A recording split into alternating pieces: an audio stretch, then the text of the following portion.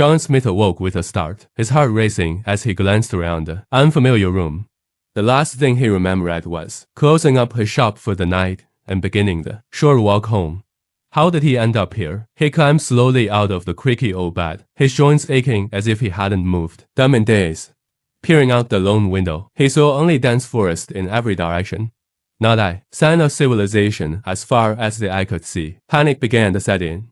He paced around the tiny cabin, searching for any clue as to what happened or how to escape this apparent prison.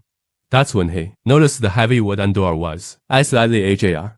Cautiously, he pushed it open further. To his surprise, the forest outside looked completely ordinary. Sunlight filtered down through towering pines and oaks as birds sang merrily. It seemed almost too serene, as if nature were taunting him. Which way had he come from last night? All the trees looked the same. A faint snapping sound caused him to whip around. But there was nothing behind him but dense undergrowth.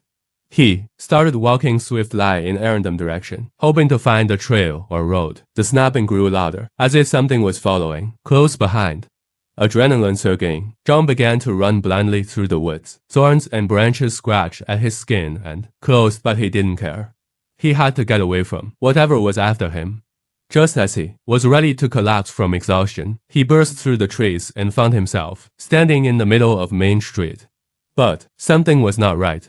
The shops and cars were all wrong, as if he had woken up not just in the wrong place but the wrong time.